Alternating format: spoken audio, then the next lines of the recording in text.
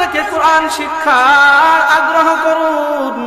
কারণ আপনার সন্তান যদি আলেম হয়, আপনার সন্তান যদি কোরআনওয়ালা হয়, তাহলে হতে পারে কাল কিয়ামতের ময়দানে রসিলায় আপনি জান্নাতে যাইতে পারেন। আপনি কোরআন শিখতে পারেন নাই, আপনি হতভাগা, কিন্তু আপনার ছেলেটাকে কোরআনওয়ালা বানান। আমি বলবো না আপনি ডাক্তার হন, ইঞ্জিনিয়ার হন, আপনি বড় বড় আলেম হন, আমি এটা বলবো না। আপনার আলেম হতেই হবে এটা আমি বলবো না। আপনি যদি আগে কোরআনটা শিখে এরপরে যদি আপনার ওই সন্তানটাকে ডাক্তারি লাইনে পড়ান, আপনার সন্তানকে ইঞ্জিনিয়ারিং লাইনে পড়ান, যেই লাইনে পড়ান না কেন, যদি আপনার যতটুকু শিক্ষা করা ফরজ অতটুকু শিক্ষা দেওয়ার পরে যদি ওই সন্তানটা যদি ডাক্তার হয়, তাহলে দেশের জন্য কল্যাণ হবে, জাতির জন্য কল্যাণ হবে।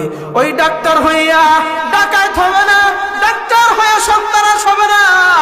আজ তো ক্লিনিকে গেলে দেখা যায় ডাক্তার কেমন যেন কষায় হয়ে গেছে, রোগের দিকে তাকায় না, মানবতার দিকে তাকায় না। কারণ কি? কারণ কি? ওর মধ্যে কোরআনের জ্ঞান নাই, হাদিসের জ্ঞান নাই, কোরআনের ভালোবাসা নাই, নবীর আদর্শের মধ্যে নাই। এই জন্য এই অবস্থা হয়েছে।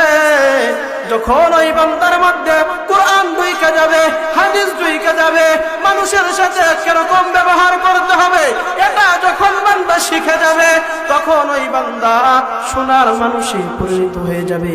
ডাক্তার হইল মানুষের সেবা করবে, দেশের সেবা করবে, দশের সেবা করবে।